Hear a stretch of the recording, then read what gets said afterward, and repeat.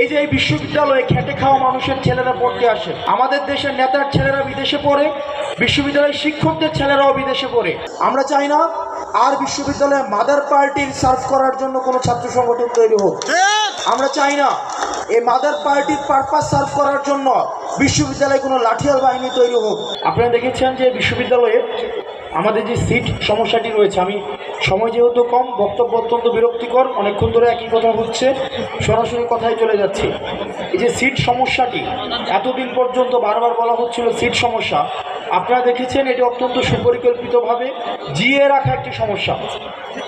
যখনই ছাত্রলীগ হলমুক্ত করা হলো, যখনই এই হলগুলো প্রশাসনের দখলদারিত্বের মধ্যে আসলো, তখনই হচ্ছে এই সিটের সমাধান হয়ে গিয়েছে।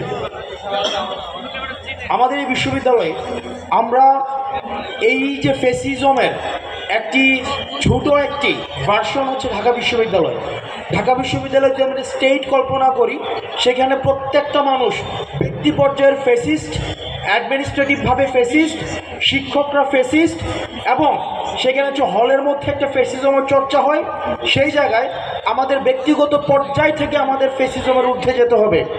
যেমন ফোর্থ ইয়ারের পরে যখন একটা ছেলে চলে যায়, বা মাস্টার্সের পরে যখন একটা ছেলে চলে যায়, তখন সে কিভাবে সিটটাকে ধরে রাখতে পারে সেটার জন্য সে বৈধতা উৎপাদন করতে থাকে।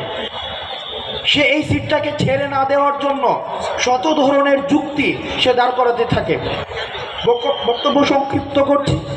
বর্তমান যেই প্রশাসনিক কাঠামো, আপনাদের প্রতি আহ্বান থাকবে, এই যে এই বিশ্ববিদ্যালয়ে খেটে খাওয়া মানুষের ছেলেরা পড়তে আসে, আমাদের দেশের নেতার ছেলেরা বিদেশে পড়ে, বিশ্ববিদ্যালয়ের শিক্ষকদের ছেলেরাও বিদেশে পড়ে। আর নিতান্তই যারা বিশ্ববিদ্যালয়ে পড়ে, নিতান্তই চাওয়া হয় বিশ্ববিদ্যালয়ে না পড়ুক, প্রাইভেটে পড়ুক।